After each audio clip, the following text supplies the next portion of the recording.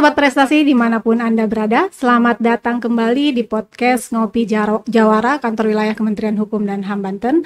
Saya Afra Nur Lestari yang saat ini menjadi host, dan di depan saya sudah hadir bintang tamu kita. Beliau adalah seorang pejabat imigrasi dan saat ini menjabat sebagai Kepala Bidang Intelijen dan Penindakan Keimigrasian. Langsung saja kita sapa bintang tamu kita hari ini. Halo, selamat pagi Pak Tesa. Selamat pagi. Saya panggilnya Pak Tesa atau Mas Tesa atau apa nih Pak? Boleh. Apa aja? Apa aja boleh. Oke, panggil Pak Tesa aja ya. Iya. Pak, Bapak hari ini terima kasih sudah hadir di podcastnya Kantor Wilayah Kementerian Hukum dan HAM Banten. Mungkin ini juga pertama kali ya Pak? Iya. Karena kalau tidak salah, Bapak juga baru saja datang ke Kantor Wilayah Kementerian Hukum dan HAM Banten. Iya. Kalau tidak salah 2 minggu yang lalu ya Pak, Ya. Bapak dilantik Lantik. di Kanwil. Gimana Pak pengalaman pertama kali menginjakan kaki di Kantor Wilayah Kementerian Hukum dan HAM Banten? Iya. Terima kasih Bu Arfa. Afra. Ya. Dan teman-teman semua yang sudah mengundang saya untuk podcast. Memang pengalaman di Banten baru kali ini. Baru kali ini untuk bekerja di kantor wilayah. Sebelumnya kan di kantor imigrasi, di perwakilan luar negeri, di kementerian dan direktur jenderal. Tentunya banyak hal nanti yang perlu saya harus belajar di sini, karena di sini lingkupnya besar sekali, ada divisi pemasyarakatan, divisi administrasi, imigrasi, dan pelayanan hukum. Dan teman-teman di sini kan memang tergabung dalam seperti di sini itu adalah kepanjangan tangannya dari Kementerian Hukum dan HAM. Dan bukan hanya belajar tentang keimigrasian, kita perlu tahu juga mengenai divisi-divisi lain untuk saling mengisi dan melakukan perorganisasian tentunya sebagai koordinator wilayah. Khususnya kalau di divisi imigrasi adalah Bindal Waskimnya untuk membawahi 3 UPT Tangerang, Serang, dan Cilegon. Ini pengalaman yang baru dan tentunya akan terus belajar dan bisa mengenal satu sama lain, bagaimana polanya di sini untuk bisa koordinasi dengan baik. Terutama di sini kan ada aja PIMTI juga ada di sini, PIMTI dari masing-masing divisi, dan itu harus terus dikembangkan. Baik Pak, berarti kantor baru, jabatan baru, pastinya semangat baru ya? Iya, harus. Saya mau ngobrol santai sedikit nih Pak Tesa ya. Pak, saya mau nanya, hobi Pak Tesa tuh sebenarnya apa sih? Lari. Kalau hobi lari, lalu jalan kaki biasa sama keluarga. Sempatkan selalu jalan kaki sama lari. Lari emang sekedar hobi aja atau emang suka ikut kompetisi lari gitu Pak? Enggak. Kalau lari sebetulnya, utama lari pagi, karena itu harus rutin ya. Karena refresh untuk kita sebelum mulai kegiatan itu harus fresh itu. Keringat keluar di pagi hari setelah subuh itu luar biasa sekali, sehingga kita fokus dalam kerja, khususnya pagi. Saya udah lakukan itu di Batam, di 2 tahun, di perwakilan Singapura udah terus lakukan kegiatan rutin lari pagi. Barang kira-kira 30 menit 1 jam lah. 5 kilo, 6 kilo harus dapat itu. Wah, keren sekali. Karena kalau bagi saya kalau olahraga di pagi hari itu ada energi sendiri. Tenaga sendiri untuk fokus kerja. Terutama yang untuk saat ini saya belum tahu medan. Rute larinya belum ketemu, jadi masih meraba-raba nih, masih belajar dulu di kantor. Tapi emang kelihatan sih Pak, wajahnya fresh, terus bodinya juga masih fit ya, ya nggak? Dulu gemuk ini. Jadi emang kelihatan kalau emang suka lari gitu loh. Biasanya kan bapak-bapak itu habis nikah, perubahan bentuk tubuhnya itu drastis ya. Tapi kalau Pak Tesa ini bisa tetap konsisten, itu artinya emang rajin ya kan Pak, menjaga. Sebelumnya juga sama Bu Afra, gemuk juga awal-awal, gitu. Tapi lama-lama harus di-maintain juga ya. Oke. Iya. Berarti kalian yang yang setelah menikah badannya gemuk nanti bisa belajar lah ya sama Pak Tesa. Soalnya kita malas lagi untuk ukur baju. Bener Pak. Pak Tesa, sebelum nanti kita berbicara lebih jauh tentang intelijen dan pendidikan keimigrasian, saya mau ngobrol santai dengan Pak Tesa terkait bagaimana sih Pak Tesa kok bisa kemudian bekerja di imigrasi tuh ceritanya seperti apa. Atau mungkin banyak nih pengalaman orang kadang-kadang masuk PNS ya khususnya itu karena Masih dipaksa pada orang PNS. tua, atau memang karena pada saat itu ngelihat orang-orang tuh pakai baju Dinas. imigrasi dinas ada pangkatnya Pangkat-pangkat, keren ya. gitu loh. Nah kalau Pak Tessa sendiri kenapa kok bisa Iya. sampai Iya. bekerja di imigrasi? Jadi memang saya masuk imigrasi tahun 2003. 2 kali saya daftar di Akademi Imigrasi di tahun 2003, 2004. Di tahun pertama 2003 gagal, terus kuliah di Universitas Indonesia.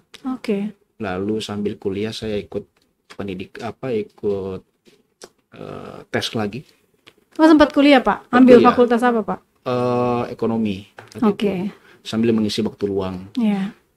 Tapi di samping saya ikut daftar imigrasi, ikut daftar kepolisian, STPDN. Oh Bea banyak Cukai. juga ya Pak. Berarti Banyak. memang Bapak ini ya cita-cita sekali masuk ikatan dinas ya? Iya, betul. Oke. Betul, memang dari keinginan sendiri. Oh oke. Orang tuanya mendorong saja. Kenapa Pak? Karena ingin aja, memang keinginan ke situ. Oh iya, oke. Terus juga yang lulus cuma imigrasi aja. Yang polisian gagal di sini, bea cukai gagal di situ. Jadi imigrasi 2 kali saya kejar dan tuh alhamdulillah dapat di tahun 2004. Oke. Itu suatu kebanggaan sendiri. Iya. Dan memang keluarga tidak dari Kumham nggak ada, Oke. dari imigrasi nggak ada, pemasarakatan nggak ada. Memang ibu saya mencari informasi itu dari koran Nova, Nova tahun 2003. Masih koran tuh, untuk koran Nova, tabloid Nova di halaman berapa ya, ada itu pendaftaran sekolah dinas, pemasarakatan dan imigrasi. Nah di situ saya dapat, dan memang atas keinginan sendiri memang untuk masuk, orang tua mendorong aja. Saya bilang mah ya harus jadi di situ. Berarti emang udah mantap ya untuk masuk di akademi kedinasan seperti itu. Iya, karena seperti kita ketahui memang untuk masuk di sekolah-sekolah kedinasan itu kan pesaingnya banyak sekali. Dan Bapak bisa menjadi salah satu yang lulus di situ tanpa ibaratnya koneksi orang dalam sekalipun. Makanya itu luar biasa sekali ya Pak. Nah, bisa nggak Pak diceritakan apa sih yang harus dipersiapkan, karena mungkin di luar sana nanti adik-adik mungkin lulusan SMA nih ya yang nonton podcast ini ingin mengetahui seperti apa sih persiapan yang dilakukan jika seseorang mau masuk akademi kedinasan seperti itu. Iya. Untuk persiapannya memang perlu lahir batin ya. Pertama harus dari keinginan sendiri, lalu kekuatan dari jiwa kita, karena kita akan menghadapi orang-orang baru dan tinggal dalam satu asrama selama 3 tahun, dan harus tentunya tawakal dan jangan pernah membawa orang tua, karena itu sangat berpengaruh terhadap diri kita selama pendidikan. Harus lepas semua apa yang kita miliki di rumah, apa yang kita punya di rumah, kita harus lepaskan itu, karena acap sekali akan mudah menjadi pribadi yang tidak baik ketika ada pribadi yang menempel dari rumah yang nggak baik. Tentunya bagi saudara-saudara saya yang ingin nanti bersekolah dinas itu harus betul-betul mempersiapkan diri dari segi rohani, jasmani harus siap, dan jangan kita membawa bapak kita, ibu kita, harus lepas itu. Bahwa kita masuk atas keinginan sendiri, bukan paksaan orang tua. Dan teruslah berdoa selama kita menjadi orang yang akan dibentuk menjadi ASN, harus betul-betul siap dimanapun kita berada, siap ditempatkan di mana saja, karena kita nggak tahu bagaimana ke depan nanti, dan tantangan imigrasi ke depan itu sangat berat, dan kita harus punya kaki yang kuat untuk melangkah naik ke atas. Kadang kita tidak mesti harus ditarik dari atas ataupun didorong dari bawah. Kita harus kuat dengan kaki sendiri. Nah, dari situ kita akan menghadapi segala rintangan, akan segala mudah. Dimanapun tempatnya, dimanapun nanti kita akan berada, sesuaikan. Jadi jangan sampai kita di sini begini, di sini begitu. Itu dalam ASN tidak seharusnya tidak punya pikiran seperti itu, karena kita sudah disumpah untuk bisa bekerja di mana saja. Nah, makanya dari keluarga betul-betul harus mendukung dan harus diri sendiri, bukan dari paksaan orang lain. Dan harus siap mental, siap dibentak, siap digertak, siap ditakut-takutin, siap di intimidasi. Kita harus siap, harus siap dan minta tolong sama Allah tentunya. Oke. Mungkin saya akan bertanya lebih spesifik sedikit ya, karena ini terkait persiapan. Nah, masih ingat nggak sih Pak dulu sebelum masuk AIM ya, dulu namanya AIM, Iya, Akademi Imigrasi ya. Tesnya itu seperti apa sih Pak untuk masuk ke situ? Pastinya kan secara mental dan fisik harus disiapkan. Kira-kira tapi untuk clue-nya gitu, tes-tes yang dihadapi itu seperti apa? Iya. Untuk teman-teman nanti yang mencoba ya, untuk masuk, mungkin sekarang kan zamannya beda ya. Iya. Waktu zaman kita itu, zaman STPDN itu masih keras-kerasnya itu. 2003, 2004 yang banyak hal lah yang nggak perlu dipraktekkan lagi di sini di zaman ini. Nah, saat itu memang panjang sekali perjalanan, walaupun memang untuk kuotanya 65 kalau nggak salah, daftarnya itu 300, jadi hampir sama lah. Sekarang kok 350, pesaingnya 2000, hampir sama sih, 1:6, 1:7 lah. Persiapannya memang harus dari rumah, emang harus keluarga harus mendukung penuh yang tadi saya sampaikan, dan fisik juga harus dipersiapkan, tinggi badan juga harus betul-betul mumpuni. Jadi kalau sebelum masuk itu kita harus ngukur badan dulu. Kita harus ngukur diri kita dulu, karena ada prosesnya, ada pengukuran tinggi badan, berat badan, lalu lari, pull up, push up, itu betul-betul kita harus bisa. Nah, saat itu saya mempersiapkan diri betul-betul didampingi oleh ayah saya. Lalu kita itu setiap 6 bulan, sebelum 6 bulan penerimaan, kita udah selalu lari tuh. Selalu lari pagi, lari siang untuk pembentukan, sama belajar push up. Dari dulu saya di SMA nggak pernah push up, pull up. Lari ini baru ketika sudah selesai dari AIM aja. Jadi nggak pernah ada persiapan. Nah, begitu ada pendaftaran sekolah dinas, kita harus persiapkan fisik. Itu seru sebetulnya, hal yang beda dan bagus banget kalau untuk kita ini untuk mempersiapkan jadi ASN harus begitu, memang harus beda dengan yang lain. Dan tentunya makanan juga harus perhatikan ya. Selama itu kita perlu susu, minum telur, makan yang bergizi lah, sampai betul-betul saat hari H kita pendaftaran itu harus siap. Dan banyak yang lewat tinggi badan itu udah lewat, kurang 1 senti aja kita sudah balik kanan.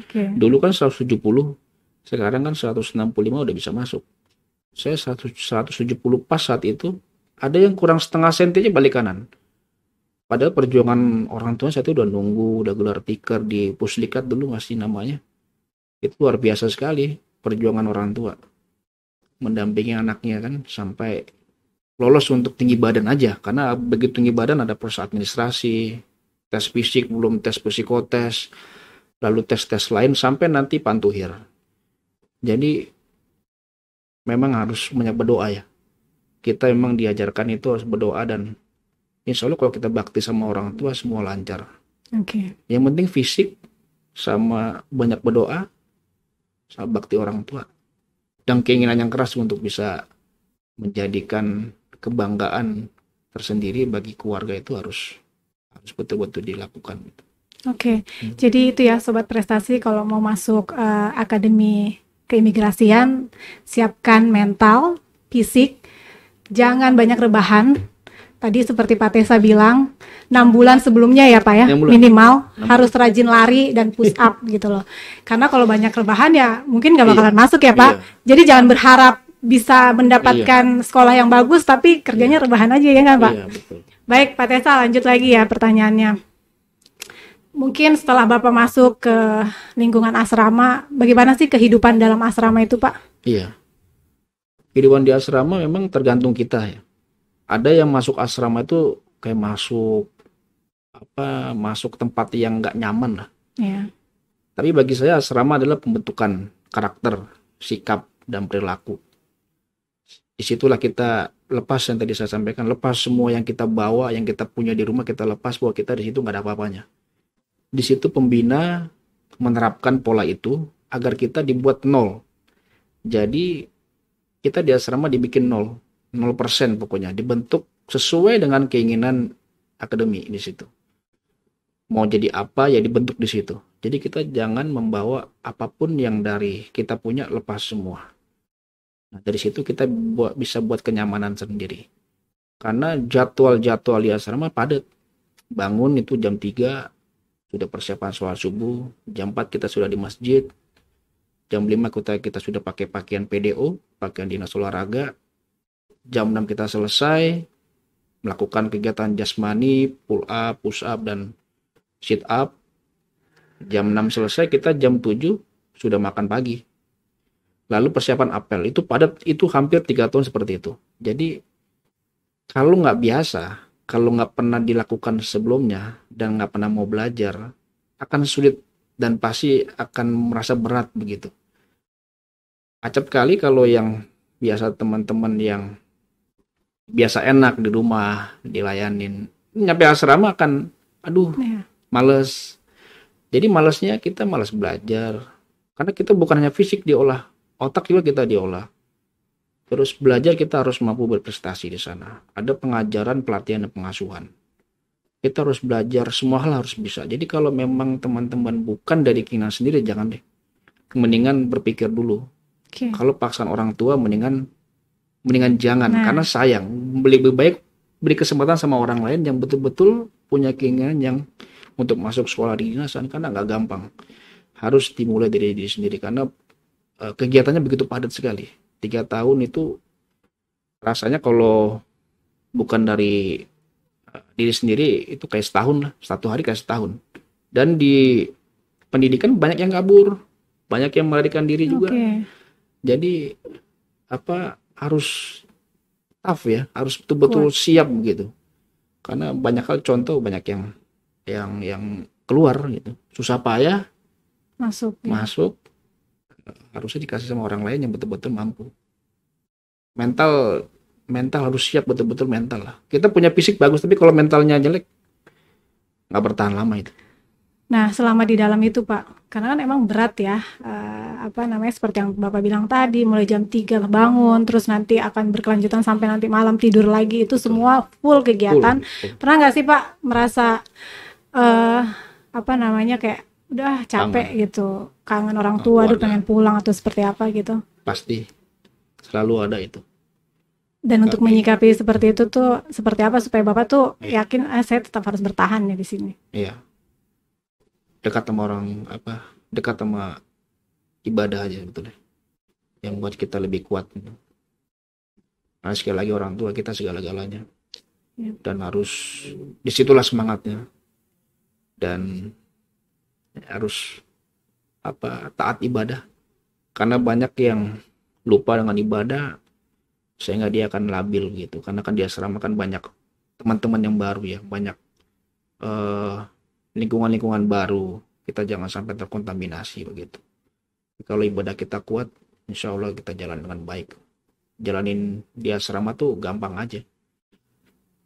Memang apapun yang harus kita lakukan itu ya emang harus kembali lagi ya Pak ke Allah gitu. Harus. Sehingga ada ibaratnya ada penahan gitu untuk tidak melakukan hal-hal yang negatif. Bapak selama di asrama tentunya 3 tahun itu ada nggak sih sesuatu yang paling berkesan pada saat Bapak mengenyam pendidikan di asrama? Banyak ya, kalau di asrama banyak. Setelah dari Taruna, saya 2,5 tahun pembina di situ. Kita terapkan apa yang saya pernah dapat. Jadi yang unik-unik, yang kira-kira saya belum dapat di luar, itu saya dapat semua di pendidikan Pusdiklat. Dan alhamdulillah saya bisa lewati itu. Dari apel, bangun pagi, lalu tidur sampai malam, jam 1, jam 2 baru tidur, itu udah pernah saya rasakan, dan asik aja. Jadi nikmati betul. Bagi saya bisa cerita banyak sama anak-anak saya nanti, sama teman-teman. Bahwa itu nggak akan pernah dapat di tempat manapun, kecuali kita betul-betul mendalami dan menikmati apa yang kita dapat. Selama itu kita menikmati, itu menjadi sejarah dan cerita yang baik, dan ingat terus sampai nanti kalau kita sudah jadi sesuatu gitu, bahwa kita menjadi orang yang akan menjadi leader, role model itu harus begitu. Karena kita banyak contoh leader-leader kita, pemimpin kita jadi orang itu nggak gampang. Harus merih dulu, harus bersusah payah dulu. Seorang presiden ataupun seorang menteri ataupun seorang dirjen dan seorang kakanwil itu harus jalan dari bawah dan betul-betul sudah melewati segala kaca, batu kerikil dan rintangan yang lain, dan dia sukses dapat. Karena menggapai sesuatu hal yang baik gak gampang dapat dia diraih dengan mudah, butuh perjuangan, dan terkesan semua bagi saya. Dari bangun pagi sampai tidur lagi itu berkesan semua, tidak ada yang gak berkesan, karena kita nggak pernah dapat dari luar dan tidak pernah dapat kalau kita nggak di situ. Dan harus nikmatin. Ya benar Pak itu selama di asrama kan biasanya kalau orang-orang akademi itu biasanya ketemu jodohnya di situ. Bapak ketemu jodoh di situ nggak? Enggak. Oh enggak, kebetulan dari luar ya? Dari luar. Oh, oke. Bukan dokter gigi. Iya, boleh diceritakan mungkin Pak sedikit tentang keluarga Pak Tessa gitu kan? Karena saya tadi agak keinget aja, karena biasanya orang-orang itu kan banyak yang cinlok Pak. Banyak. Nah banyak cinlok, termasuk saya sebenarnya cinlok, makanya saya tadi nanya pengalaman Bapak. Makanya selama Bapak pendidikan itu pernah nggak sih cinlok sama satu satu angkatan? Teman angkatan banyak, teman senior, junior banyak, tapi nggak pernah kepikir untuk nyari lah. Udah udah sibuk dengan kegiatan. Emang nggak mau nyari yang satu kementerian atau emang? Enggak, memang belum jodoh ya. Okay. Boleh diceritakan mungkin Pak sedikit keluarga, tentang keluarga ya? Iya. Kalau keluarga memang saya nikah tahun 2012 ya, umur 28 tahun. Dan ketemu ya di luar. Di Fakultas Kedokteran Gigi. Terus anak udah 2. Lahir di Singapura juga saat tugas di Singapura. Dan keluarga adalah segala-galanya bagi saya. Keren ya. Terus sebelum di sini kan saya di Batam. Ikut keluarga paling sebulan 2 bulan bisa suruh pulang. Termasuk di Banten juga keluarga di Jakarta saya memang nggak bawa, karena ada istri, ada pekerjaan lain di klinik. Terus juga anak-anak sekolah kan. Dan saya pikir cukup saya aja pulang pergi aja. Gitu. Jadi kalau bagi saya keluarga adalah segala-galanya dan harus diutamakan. Keren, luar biasa sekali. Pak Tessa, menarik tadi ya, saya dengar cerita Pak Tessa pernah kerja di Singapura. Nah, mungkin bisa diceritakan perjalanan karir Pak Tessa setelah lulus dari Akademi Imigrasi itu seperti apa? Iya. Jadi lulus tahun 2008. Terus ditarik oleh Direktur Akademi Imigrasi saat itu Pak Ferdinand jadi pembina 2 tahun. Di situ kita udah mulai untuk pembentukan taruna-taruna baru untuk menempuh pendidikan 3 tahun. 2 tahun yang saya jalani, kurang lebih 3 tahun yang saya dapat saya tumpahkan kepada junior-junior saya di situ. Apa yang harus dilakukan, yang nggak boleh dilakukan, harus begini, harus begitu. Nggak boleh ini, nggak boleh itu, saya terapkan betul-betul. Dan setelah itu saya dapat dipercaya jadi staf khusus staf khusus menteri di kementerian selama 2 tahun di situ, lalu jadi ajudan menteri waktu Pak Patres Akbar dengan Bapak Amir Samsudin. Lalu setelah itu saya ikut ke luar negeri, ke Singapura. Nah di situ saya udah mulai belajar tentang keimigrasian. Sebelumnya saya belajar di BPSDM, belajar tentang bagaimana pola-pola kepemimpinan di staf pimpinan di kementerian. Lalu baru mulailah di tahun 2011 saya masuk Singapura. Nah di Singapura banyak hal di situ tentang keimigrasian, sama kita satu rumah di Kedutaan Besar RI di Singapura selama 4 tahun. Dan banyak hal yang saya harus kembangkan terus. Kayak di sini sama koordinasi dengan pihak konsular, pihak politik, ekonomi, duta besar, dan berkolaborasi ya untuk penanganan WNI, penerbitan visa, pelayanan paspor. Di situ saya baru mulai belajar tentang keimigrasian selama 4 tahun di Singapura, dan banyak hal yang saya dapat di situ tentang kedewasaan, pola memimpin, lalu kenal banyak orang, karena Singapura itu kan memang negara transit dan banyak tamu yang datang, banyak dari Kementerian KL, instansi yang datang berkunjung ke kedutaan, dan khususnya kita harus menjelaskan bagaimana proses pelayanan keimigrasian di sana, penanganan WNI, bagaimana kita berkolaborasi dengan Kementerian Luar Negeri, ada Kemlu di situ agar bisa baik. Dan alhamdulillah saya bisa melewati itu dengan baik selama 4 tahun. Banyak kurangnya memang saya belajar banyak dari Singapura. Iya, setelah dari Singapura promosi di Kasubag Protokol, balik lagi di kementerian dengan Pak Menteri yang sekarang, Pak Yasona Haroli. 2,5 tahun saya di situ belajar lagi, mengulang lagi sebetulnya. Saya pernah di situ terus saya mengulang lagi dengan jabatan protokol. Nah, situ banyak lagi kawan lagi, banyak lagi hal-hal yang saya belum tahu lagi tentang bagaimana acara, susunan acara, MC bahas bagaimana, lalu Pak Menteri itu bagaimana, yang eselon 1 mesti bagaimana, lalu bagaimana kita memposisikan diri, berkoordinasi dengan kantor wilayah, kantor imigrasi, kepala UPT Pemasyarakatan, Yankum untuk kunjungan Bapak Menteri ke daerah. Itu saya sudah lalui dan sudah dapat ilmunya juga. Setelah dari situ saya baru promosi kembali di Kepala Bidang Tempat Pemeriksaan Imigrasi di Soekarno-Hatta. Nah, itu lebih real lagi sebetulnya, lebih nyata lagi. Karena semua tumpah di situ, dari protokoler, dari pelayanan terhadap orang asing dan penanganan pengaduan, komplain masyarakat, media, lalu berbagai macam stakeholder yang harus kita jalin kerjasamanya dengan Angkasa Pura. Suta termasuk yang paling sibuk, benar yang paling sibuk. Jadi hampir 24 jam saya di kantor terus, tahun 1 bulan saya di situ harus menangani banyak macam problematika dari luar maupun dalam internal. Lalu setelah dari situ saya ke Kanwil Jakarta Barat, kebetulan di bidang intelijen dan penindakan. Nah, saya itu COVID tapi kita lebih banyak kepada sosialisasi kepada stakeholder terkait. Setahun 1 bulan juga saya di Jakarta Barat. Lalu setelah itu di Kepala Bidang Teknologi Informasi dan Komunikasi di Batam. 2 tahun sama menangani podcast juga di sini. Podcast, media, lalu kerjasama dengan instansi terkait, terus MOU dengan Polda kemarin kita lakukan, lalu dengan media kerjasama juga, apapun itu kita kerjasamakan.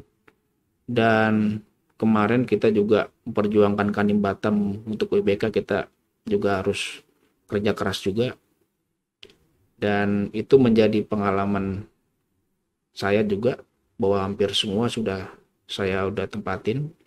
Dan terakhir di Banten ini di Kepala Bidang Intelijen dan Penindakan Keimigrasian. Tentunya makin kesini saya makin tahu bagaimana pola-pola kerja di Kementerian, Direktorat Jenderal, UPT, lalu di BPSDM, di Kanwil baru kali ini. Jadi alhamdulillah dapat di Kanwil, jadi saya tahu juga nanti kalau jadi kepala divisi atau kepala kantor wilayah, saya udah tahu bagaimana pola kerjanya di sini.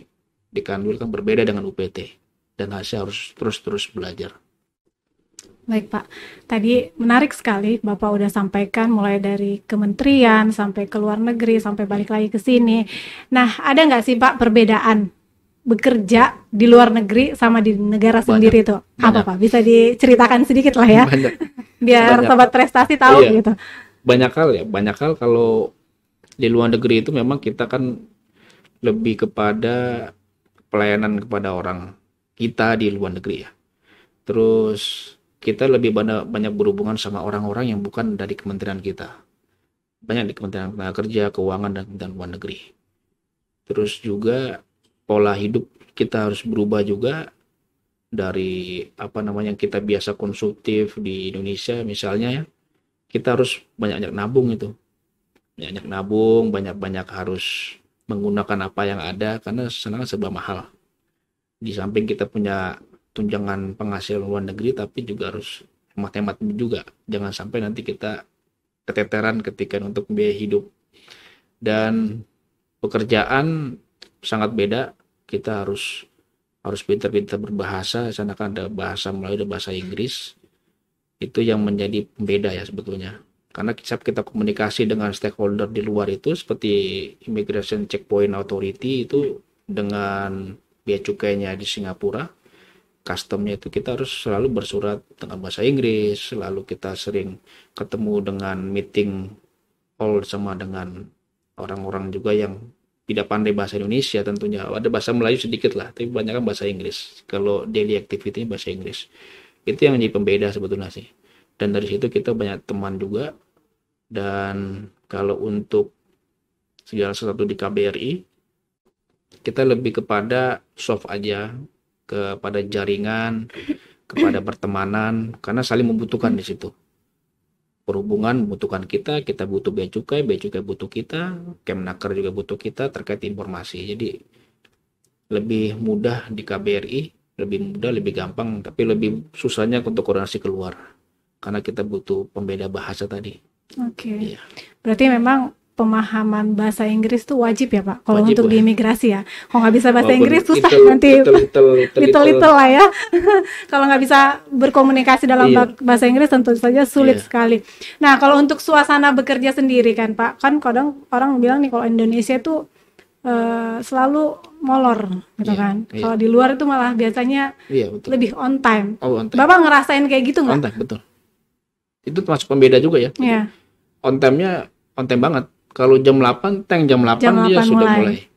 8.45 misalnya mulai acara, 8.30 kita sudah di lokasi. Dia nggak nunggu-nunggu kita gitu. Kita yang harus kejar acara itu. Kalau di kita nggak kan 8.30 ya jam 9. Kalau di sana nggak. Dia lebih kepada on time dan bahkan lebih cepat. Waktunya kan lebih cepat 1 jam dibanding di sini. Jadi mereka kerjanya juga ekonominya lebih cepat berputar. Bisnisnya lebih cepat berputar. Dan dia kalau meeting tuh nggak lama-lama. Kalau meeting tuh cepat aja selesai, udah langsung selesai. To the point ya Pak? To the point. Lebih to the point. Dan urutan acaranya singkat. Jadi nggak ada tarian di sini apa gitu. Yel-yel nggak ada itu. Di sana mereka lebih to the point dan langsung masuk pokok permasalahan. Dan nggak lama-lama. Abis itu makan siang diskusi lagi, masuk ruang rapat, selesai. Habis itu nanti mereka akan annually bertemu dengan kita secara prosedural SOP mereka tentukan. Kalau mau ketemu ini harus bersurat dulu, harus appointment dulu, nggak bisa langsung datang gitu, nggak bisa. Oke. Ya, kita juga harus belajar etika diplomatik. Kalau dia juga ketemu kita, dia harus bersurat juga sama. Jadi kita lebih mencontoh dia sebetulnya. Kalau di sini kan kadang-kadang kita by phone aja kan. By phone ya. Kalau di sana nggak bisa. Oke. Suatu permasalahan harus dengan surat. Nggak bisa tuh saya kenal Ibu Afra. Telepon nggak bisa dia. Harus kita email dulu, bersurat dulu, appointment dulu. Sehingga kita ikut dia. Dia pergi kalau ada permasalahan dia harus appointment dulu, bersurat dulu baru ketemu. Jadi nggak gampang. Karena udah polanya Singapura memang begitu ya. Jadi kalau kita bilang sih baru ribet gitu. Ribet dan begini banget sih, cuma mau tanya sesuatu aja tentang orang ini di mana gitu, tapi nggak bisa dia. Karena sesuatu mereka itu konfidensial lah, selalu rahasia. Gitu nggak bisa diungkapkan lewat telepon nggak.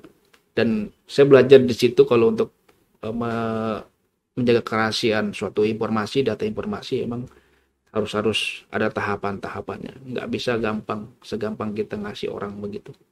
Iya, tapi lebih nyaman gak sih Pak? Jadi segala sesuatu itu udah teratur kan? Ya. Termasuk ya itu tadi jam melakukan kegiatan mungkin karena memang tuh mereka sangat menghargai waktu ya. Betul. Itu sebenarnya yang perlu kita contoh juga hal-hal yang seperti itu. Dia nggak ada sistem lembur tuh. Mereka jam 8, mulai jam 9, selesai jam 4, selesai udah. Nggak ada dia. Jadi nggak ada pulang jam 7 malam gitu. Nggak ada. Jadi emang kalau masuk jam setengah 8 misalnya udah, pulang jam 4 ya udah selesai. Besok lagi lanjut ya. Begitu gitu. Polanya. Kalau selesai hari ini, kalau besok ya besok lagi. Iya. Luar biasa polanya di sana.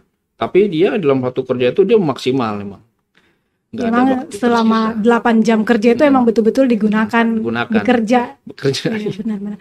Itu sebenarnya sesuatu yang bisa kita contoh ya karena hal-hal yang baik itu ya bukan tidak mungkin harus dicontoh oleh kita, karena ya seperti pimpinan-pimpinan selalu mengatakan bahwa kita ini harus selalu berubah gitu. Betul. Jadi ya mungkin mulai dari sekarang kita memang harus memanfaatkan waktu sebaik mungkin untuk bisa menyelesaikan pekerjaan-pekerjaan. Jadi nggak ada lagi lembur ya Pak? Nggak ada pulang jam 7 malam, jam 9 malam, nggak ada lagi ya? Nggak ada. Oke, Pak, kalau misalnya disuruh pilih kerja di luar negeri apa kerja di dalam negeri, milih mana? Kalau bagi saya dimanapun itu nikmatin aja sih. Ya. Selama itu baik untuk kita jalanin. Apapun itu kita harus terima karena memang sudah takdir. Kalau Allah sudah tentukan di situ ya syukuri, nikmati, jalanin. Tapi kalau Allah berkata lain ya kita alhamdulillah. Tapi kalau kita belum dapat ya kita syukuri saja. Bagi saya tidak ada bedanya sih. Ya. Tergantung kita aja menempatkan diri di mana. Dimanapun itu kita harus bersyukur. Iya betul. Karena kita memang alhamdulillah yang sudah menjadi ASN, teman-teman banyak yang belum apa-apa, yang belum dapat penghidupan yang lebih baik. Iya. Kita yang sudah digaji tiap bulan, yang sudah dapatkan penghasilan dan bisa membagikan keluarga, kita harus bersyukur. Teman-teman sana kan mencari pekerjaan kan luar biasa, ribuan bahkan ratusan ribu yang ngantri di menjadi lamaran pekerjaan yang susah payah. Gitu. Iya benar Pak. Saya pikir teman-teman ASN yang baru-baru, saya berpesan juga teruslah bersyukur, apapun yang kita dapat ya kita harus syukuri karena semua datang dari Allah semua. Iya, benar, karena memang bersyukur orang itu harus banyak bersyukur ya Pak, jangan banyak mengeluh gitu. Nah kekurangan di kita itu biasanya gitu Pak, banyak mengeluh daripada banyak bersyukur. Jadi kayaknya mindsetnya dari sekarang harus dirubah, banyak bersyukur, kurangi mengeluh. Betul. Pak, tadi kita udah bercerita tentang perjalanan karir Bapak. Sekarang Bapak selaku Kabid Intelijen dan Penindakan Keimigrasian. Benar ya Pak ya? Bicara tentang pekerjaan sedikit nggak apa ya Pak? Pak, berbicara tentang intelijen kan berarti berbicara tentang pengawasan. Nah, kalau di imigrasi itu apa sih Pak yang diawasin? Banyak. Kita bukan hanya orang asing. Kepada pengamanan personil pun kita harus awasin. Profiling pegawai, itu tugas kita itu. Terus pelayanan paspor kita awasin juga. Izin tinggal, semua kita awasin. Karena itu sebagai informasi awal, cegah dini. Jika sesuatu hal yang ada sangkut pautnya kepada penyimpangan, bukan hanya pengawasan orang asing, tapi WNI kita awasin juga. Pegawai pun kita awasin. Kita harus betul-betul lakukan cegah dini. Cegah dini, informasi awal, penggalangan informasi, kerjasama dengan stakeholder, itu harus digalang. Apalagi kita di Kanwil ini sebagai koordinator wilayah, betul-betul mengawasi kanim-kanim yang melakukan pelayanan terhadap masyarakat. Bukan hanya untuk pengawasan orang asing aja.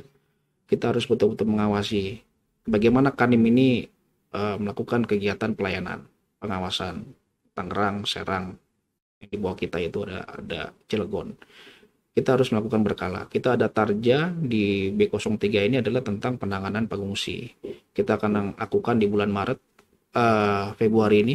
Kemungkinan ada rapat terkait penanganan pengungsi.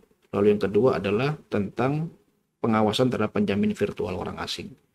Nah, kita sudah mulai lakukan pembuatan SK personil, lalu SK pendataan pengungsi. Kebetulan sini pengungsi ini kan banyak di daerah Tangerang Serpong. Itu ada community house-nya. Nah, tugas kita adalah menyampaikan kepada stakeholder ini bahwa pengungsi itu bukan tugas hanya imigrasi. Sesuai dengan Perpres 125 itu adalah tugas kita semua. Ada Pemda, ada kepolisian, ada TNI. Itu tugas kita semua, bukan hanya tugas imigrasi.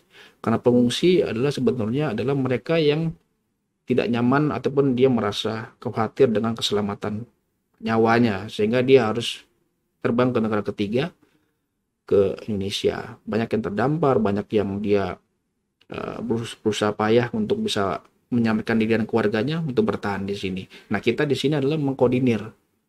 Imigrasi memang menangani orang asing, tapi dalam hal untuk mengkoordinir tugas dari semua stakeholder. Jangan hanya ke imigrasi saja. Nah, tugas kita adalah memastikan bahwa stakeholder itu menangani pengungsi dengan baik contohnya.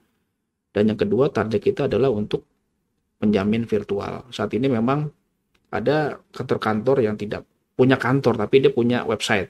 Yeah. Nah, kita memastikan berapa sih orang asingnya, izin tinggalnya bagaimana. Nah, kita ngecek juga ke AHU nanti. Di sini ada divisi Yankum, memastikan PT-PT yang virtual ada nggak di Kota Serang, Kota Cilegon, Kota Tangerang. Nah, itu yang menjadi target tahun ini kita di B03, B06, B09, dan B012. Kita harus maksimalkan dua poin itu. Berarti kalau ada pengawasan terhadap WNA, Iya. ada pengawasan terhadap WNI. Nah, kalau pengawasan terhadap WNA itu biasanya apa yang diawasin, Pak? Dan WNI itu apa aja sih yang diawasin biasanya? Yang pasti yang awasin adalah kegiatannya.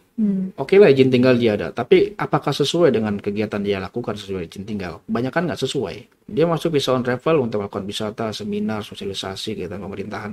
Yeah. Dia kerja. Nah, itu yang kita harus pantau ya. Okay. Nah, UPT dalam hal ini setiap berkala mengirimkan data-data WNA. Tapi kita tidak bisa juga harus percaya begitu saja, kita harus cek lapangan. Kita harus koordinasi ke UPT. Benar nggak nih orang ini sekian, kita cek lapangan. Itu kita lakukan berkala. Seminggu kita lakukan pengawasan ke lapangan minimal 2 kali lah, 1 minggu. Tentunya koordinasi dengan UPT. Misalnya Cilegon, berarti kita hubungin Cilegon. Serang, hubungin Serang. Tangerang, hubungin Tangerang. Oke, kalau WNI sendiri apa Pak yang diawasin? WNI sendiri Iya, terhadap banyak yang TPPO tadi ya, banyak yang penyelundupan manusia, yang membuat paspor yang harusnya dia kerja tanpa izin kerja, itu harus kita pantau karena ini kan juga tusinya bersama juga mengenai penyelundupan orang ini. Karena kita bagian yang menerbitkan paspor, kita harus hati-hati juga, kita harus ada intelijen awal mengenai orang-orang ini buat paspor itu ngapain. Kalau ada informasi itu kita langsung cegah. Jangan diberikan paspor, dipending paspornya. Karena dia tidak memiliki izin kerja nanti di luar negeri. Apalagi kan lagi marak ini. Nah, kerja ilegal ini yang harus kita waspadai sama-sama. Jangan sampai nanti teman-teman salah menerbitkan paspor. Itu yang harus kita cegah. Dan teman-teman di UPT harus kita ingatkan terus mengenai informasi-informasi dan tugas kita bersama sebetulnya. Oke, terkait pengawasan tersebut. Kan Bapak dulu pernah di Suta juga ya Pak? Iya. Berapa lama Pak tugas di Suta? 1 tahun 1 bulan. Oke, 1 tahun 1 bulan. Pernah nggak sih Pak, saya sih taunya biasanya kalau di Suta itu pulang dari luar negeri ya distempel paspornya. Iya, cap paspor. Tapi pengawasannya itu pernah nggak Pak, di imigrasi itu Bapak menemukan misalnya tidak sesuai nih paspor sama banyak orangnya gitu? Banyak. Itu banyak yang terjadi orang-orang dari Taiwan ya. Taiwan itu banyak yang mirip-mirip dia pakai paspor orang lain, paspor negara-negara lain. Lalu orang-orang dari Afrika, orang-orang yang dari Mali, dari Somalia, itu dia pakai paspornya Senegal, Afrika Selatan. Itu nggak sesuai dengan data. Tapi mirip-mirip. Mukanya mirip? Mirip. Oke. Mirip-mirip. Kita temukan itu. Dan di Suta, dia ada namanya suatu agensi yang dari embassy. Dia ini mengamankan negaranya lewat Bandara Soekarno-Hatta. Jadi dia sering koordinasi dengan kita, coba dia orang kedutaan tuh. Dia suka muter lah di bandara itu, memastikan orang-orangnya jangan kasih masuk. Nah, gitu. Dia ingin memastikan itu, yang kasih data ke kita. Nah, itu kita pastikan di counter. Teman-teman yang bertugas di pemeriksaan imigrasi di counter itu betul-betul jeli matanya, jangan sampai orang-orang ini yang mirip tapi nggak mirip gitu, mirip orangnya tapi datanya beda. Itu kita langsung pulangkan itu. Kita langsung pulangkan kalau jika ada hal-hal yang seperti itu. Dan kita harus aware betul. Karena kalau ada perbedaan data di counter, kita bawa ke office, wawancara singkat. Terbukti, kita suruh pulang. Deportasi kita cekal. Kita buat suratnya ke Direktorat Jenderal Imigrasi bahwa ini imigratoir. Suruh pulang aja. Kita cekal. Itu biasa bisa langsung ketahuan di situ juga ya? Langsung. Oke, kalau terkait pengawasan terhadap orang asing, emang banyak tuh ya Pak. Saya sering lihat di TV tuh ya, atau baca kadang-kadang artis tuh datang ke, sebenarnya bukan artis sih, mungkin dia datang ke sini tapi karena bule ya, jadi mukanya ganteng atau cantik, terus nyari kerjaan di sini ada gitu kan. Nah itu kan biasanya di deportasi ya Pak. Nah, biasanya kalau di deportasi tuh boleh nggak dia tuh balik lagi ke Indonesia gitu? Atau kalau udah dideportasi tuh udah nggak? Biasanya kalau deportasi lagi, kita ada cekal 6 bulan. Selama cekal yang ada di sistem dia masuk lagi, dia nggak akan bisa masuk. 6 bulan. 6 bulan kita nggak bisa langsung hapus. 6 bulan habis, perpanjang terus. Sesuai dengan kebutuhan aja. Tapi selama itu dia dicekal, dia nggak akan bisa masuk lah. Kira-kira setahun 2 tahun dia akan coba terus. Mungkin dia yakin appeal dulu ke kedutaan dia di sini. Bagaimana saya bisa cara masuk? Karena ada case-case yang pernah saya lakukan ketika di Indonesia. Itu appeal dulu dia, minta izin dulu, pendekatan dulu ke Direktorat Imigrasi agar cekalnya dihapuskan bisa. Oh bisa. Tapi kalau selama dia nggak appeal, dia nggak mengajukan permohonan untuk masuk dalam urusan keluarga atau dalam urusan bisnis, karena ada sesuatu hal yang sebelumnya terjadi, ya dia nggak bisa masuk. Udah begitu aja. Masuk, pulangin. Sampai capek ya Pak, masuk pulang akhirnya udah nggak masuk lagi. Baiknya mereka akan harus melakukan appeal dulu, approaching letter dulu ke kita. Oke, terkait dengan pengawasan terhadap WNA maupun pengawasan terhadap WNI, jika terjadi pelanggaran tentu saja ada sanksi kan Pak, karena ada penindakan di situ. Biasanya apa sih Pak sanksinya, itu administratif apa ada sanksi pidana atau seperti apa? Kita ada TAK, tindak administratif keimigrasian, ada namanya pro justia. Itu kita kategorikan kalau dia melebihi izin tinggal selama kurang dari 6 bulan kita deportasi aja bisa. Tapi kalau lebih dari 6 bulan kita lakukan denda biasanya. Denda harus kita pulangkan.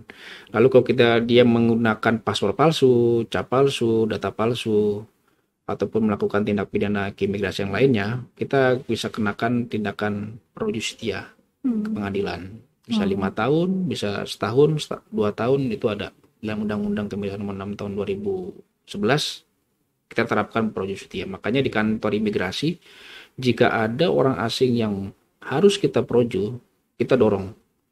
Karena itu prestasinya di situ. Jangan hanya untuk tindakan administratif saja, denda atau deportasi. Tapi kalau ada yang bisa kita proju sesuai dengan undang-undang kita, di Undang-Undang Nomor 6 Tahun 2011 kita pro justia, berarti kita harus lengkapi berkas-berkas sebelum kita naik ke pengadilan. Harus ada P19, P21 nanti baru masuk ke pengadilan. Jadi teman-teman di Kanim upayakan kalau ada bisa satu case keimigrasian masuk pasalnya dalam tindak pidana keimigrasian, proju langsung lakukan. Karena itu prestasi sendiri. Oh gitu. Ya. Tapi ada Pak, ada. Saya waktu di Jakbar sudah 2 yang saya pro justia. Oh. Ya, saya langsung bawa ke pengadilan, vonisnya setahun, 2 tahun. Dia di Rutan Salemba, setelah itu sudah selesai sih, saya udah pulang. Karena menarik sekali karena harus begitu memang. Kita harus belajar administrasi tindak pidana imigrasi, karena nanti belajar KUHAP sama KUHP. Iya benar. Iya. Jadi bukan cuma tentang imigrasi ya, tapi aturan pidananya juga harus dipahami. Betul. Nah, Pak, terkait pengawasan orang asing lagi nih. Oke. Selama serak nih, nggak ada air minum soalnya di sini ya. Biasanya mesti ini ngopi aren, ngopi Jawara, mestinya disiapin kopi di sini ya. Besok-besok nih. Sponsornya belum ada, oke. Nanti kita sponsorin. Nanti supaya disponsorin kantor ya. Jadi hostnya juga nggak seret gitu kan, Pak. Balik lagi ya. Siap. Terkait pengawasan orang asing. Mungkin kalau di Banten sendiri sih Bapak baru ya? Baru banget. Jadi saya nggak tahu sih udah ada ditemukan case-case di sini atau belum. Tapi sebelumnya kan Bapak juga di Jakarta Barat dengan jabatan yang sama. Nah, kalau di Jakarta Barat sendiri tuh banyak nggak Pak? Orang-orang asing itu yang banyak ditemukan bekerja di Indonesia tapi tidak sesuai dengan izinnya. Banyak sekali. Di Jakbar itu hampir kita lakukan pengawasan tuh seminggu 3 kali.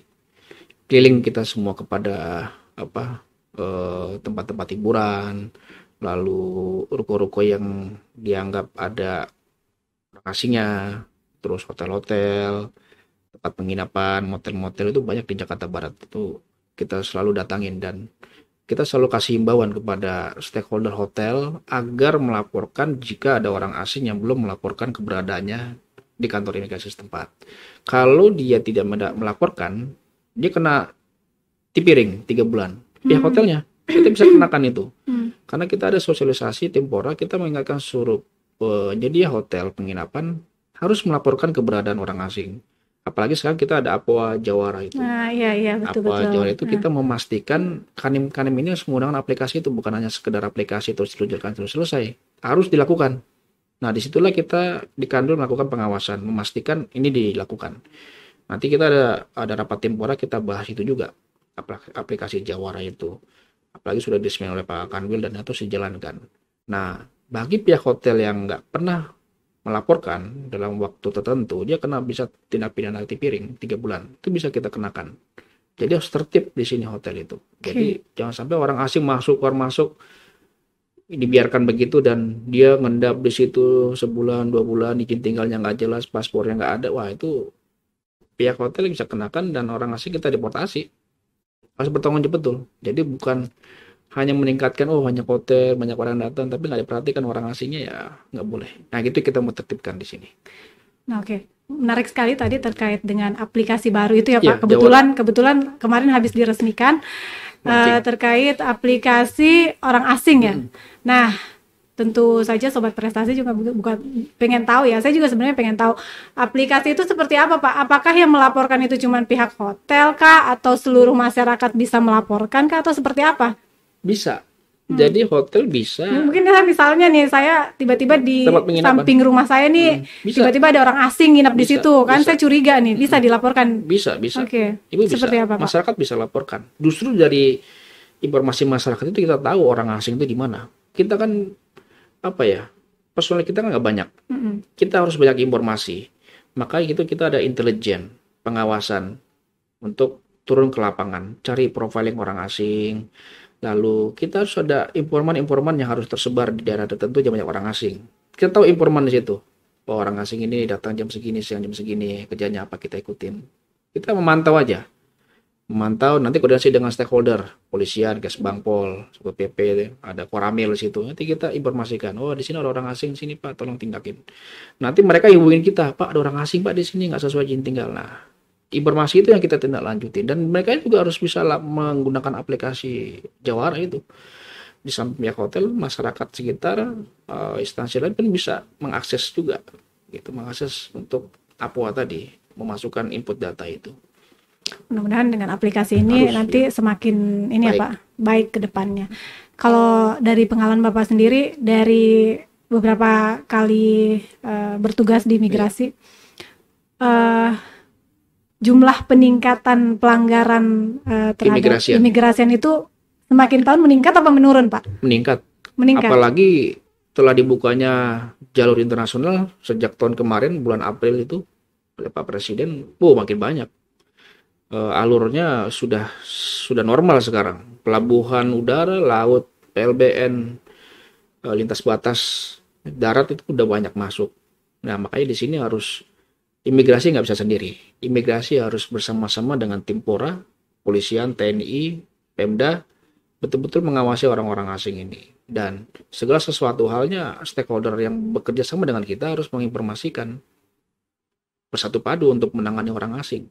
Dulu saya di Batam itu mengawasi membantu juga dalam hal memberikan informasi kepada masyarakat dan stakeholder bahwa sekitaran Batam itu banyak pulau-pulau kecil, pulau-pulau penyangga yang perlu ada pengawasan, dan itu kita harus informasikan kepada polisi air laut bahwa di sini orang asing, becukai kita informasikan, tolong dibantu, ada apa-apa info kita, dan itu berjalan dengan baik.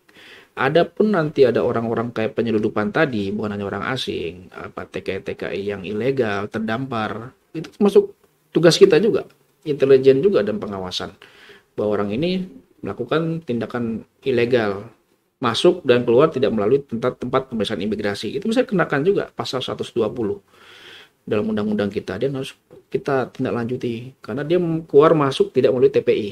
Nah, lewat masuk rawa-rawa, hutan-hutan, itu termasuk pelanggaran, itu nggak boleh. Apalagi orang asing atau orang Indonesia yang datang dari luar negeri, bukan dari pulau. Masuknya lewat rawa-rawa, nanti belum dimakan ular itu, makan buaya, ada. Mereka bertaruh nyawa juga. Dan harusnya kan melewati pintu tempat imigrasi, karena di paspor nggak ada, dia harus menyelamatkan diri, ataupun keluar nggak melalui pelabuhan. Dia ke Malaysia tidak melalui pelabuhan resmi, dia lewat rawa-rawa tadi, itu nggak boleh juga. Nah, itulah tugas kita. Kita harus informasikan juga kepada stakeholder, karena personel kita sangatlah terbatas, imigrasi itu nggak banyak, nggak banyak, dan harus bersatu padu kita. Luar biasa ya emang tugasnya imigrasi. Jadi nggak semudah yang kita lihat petugas imigrasi itu. Kalau saya ini biasa ngeliat imigrasi itu kan identik dengan paspor, ngetempel paspor di bandara, pakai pakaian dinas ya kan. Jadi ternyata tugas-tugas di luar itu juga banyak sekali, apalagi terkait intelijen ini udah nggak jauh beda sama kepolisian maupun TNI ya Pak ya. Banyak, kita harus banyak teman. Saat ini ya sesuai arahan Pak Dirjen Imigrasi dan Pak Menteri, interconnectivity. Jadi kita harus banyak link. Kita mengajarkan suatu hal itu kita harus bersama-sama. Kita punya koneksi ini, koneksi sana, interconnectivity. Betul. Kita harus bisa merangkul satu sama lain. Dan tentunya pengalaman-pengalaman yang sudah Pak Tessa dapatkan ya, itu sangat membantu sekali pekerjaan Bapak ya sehari-hari. Pak, apa sih, ada nggak target yang mau dicapai nih? Ini kan Bapak kantor baru ya, di sini jabatan baru. Target ke depan nih yang mau dilakukan di Kanwil Banten apa Pak? Iya, target kita pokoknya sesuai dengan target kinerja ya tentunya. B03 melakukan persiapan, B06 melakukan kegiatannya, B06 evaluasi, terus sampai B012. Ada 2 hal tadi yang saya sampaikan, tentunya target kinerja itu harus kita laporkan tiap bulan. Kalau Pak Kakanul bilang kemarin apel pagi itu kan bukan saat triwulan aja dilaporin, tiap bulan pun dilaporin. Dari deskripsinya, kegiatannya, foto, video kita harus laporkan. Jadi jangan sampai nanti menunggu lama, B03 buru-buru nih baru dilaporin, enggak. Konsepnya kita harus betul-betul rapi secara administrasi, dari sprint, dari SK, dari pelaksanaan kegiatan, pelaporan, sampai saran dan evaluasi kita harus betul-betul konkret gitu ya, konkret. Itu yang kita harus siapkan dalam memenuhi target kita, sehingga dalam penyerapan yang kita punya anggaran juga dalam pengawasan dan penindakan itu terpenuhi. Jadi harus sesuai dengan anggaran juga, dengan kegiatan kita harus sesuaikan begitu. Oke, baik, udah ya kurang lebih hampir 1 jam ya. Saya sebelum saya tutup Pak, saya sebenarnya penasaran gitu loh, karena tadi Bapak sempat mengatakan bahwa keluarga itu adalah segalanya. Sekarang Bapak tugas pindah-pindah itu istri ikut apa tetap di Jakarta? Di Batam ikut setahun, terus Singapura ikut 4 tahun, di sini nggak ikut. Tergantung daerah. Tergantung daerah. Nah, anak-anak udah gede semua. Soalnya di Kanwil ini ada beberapa juga Pak pasangan LDR ya. Siapa tahu ini jadi inspirasi buat mereka-mereka. Ya kan Pak? Pak, untuk Bapak yang kerjanya selalu pindah-pindah, seperti Bapak bilang tadi kan hidup itu emang pilihan ya Pak. Betul. Karena sudah memilih di situ, ya udah harus menerima konsekuensi seperti itu. Meskipun memang harus hidup, kadang-kadang harus terpisah dengan keluarga. Pak, bagaimana dengan hidup berpisah, tapi tetap menjaga keharmonisan rumah tangga itu seperti apa Pak? Iya, betul tadi sampaikan Bu Kadipmin ya, bahwa situasi keluarga itu kan membuat situasi pekerjaan, dan tentunya pikiran yang positif yang harus dibawa terus dalam setiap pekerjaan dimanapun kita berada. Kita harus punya strategi tentunya. Kalau misalnya kita jauh, kita harus punya waktu untuk kumpul. Misalnya di Batam aja saya sebulan 2 kali. Itu harus pulang. Jangan sampai nggak pulang. Curiga nanti kan. Kita punya strategi itu. Kan? Dengerin ya. Kalau di Batam, kalau di sini mah bisa setiap minggu pulang. Harus punya strategi. Tentunya memang ya kita harus dekat ya. Kita harus dekat yang Maha Kuasa agar kita tidak dapat hal-hal yang negatif.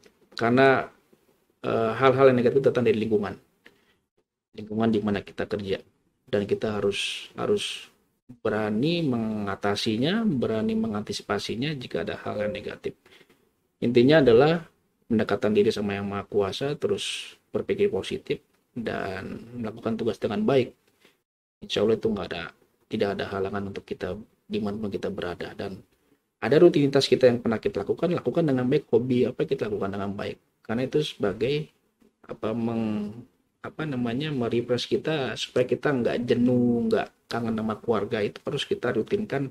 Hobi apa yang positif yang kita harus lakukan, misalnya jalan-jalan, olahraga, itu sebagian itu merefresh ya, mengisi waktu-waktu kosong kita. Jangan sampai nanti waktu kosong kita diisi yang negatif. Isi hal-hal yang positif. Oke, berarti itu ya tips dari Pak Tesa dengan jabatan beliau yang harus jauh dari keluarga, harus tetap menjalin komunikasi apa ya, Harus. menyibukkan dengan hal-hal yang positif. Pak, satu lagi, pernah nggak godaan terbesar Pak Tesa kerja itu apa sih? Godaannya Iya. makan sebetulnya. Oh, makan. Berarti godaan yang lain nggak ada ya? Godaannya makan. Oke. Makan aja. Mungkin ada yang mau disampaikan Pak, closing statement dari Iya. Pak Tesa Iya. buat para sobat prestasi Iya. dimanapun berada. Makasih Bu Afra dan teman-teman yang tergabung di podcast Kemenkumham Batam, Ngopi Jawara. Ini sangat luar biasa sekali. Ini tempat yang baik untuk berdiskusi, menyampaikan hal yang baik, bisa bertukar pikiran, bisa menjadikan motivasi kepada teman-teman semua agar teruslah berbuat baik, berperilaku baik dan bersyukur, karena apa yang kita lakukan akan kembali ke kita juga. Dan terakhir, tetap bertawakal dan dekat sama Yang Maha Kuasa. Mungkin itu. Terima kasih banyak Pak Tesa sudah hadir di podcast Ngopi Jawara. Terima kasih. Dan para sobat prestasi dimanapun berada, jangan lupa like and subscribe Banten Humas TV. Dan sampai jumpa kembali ke podcast-podcast berikutnya. Bye. Okay.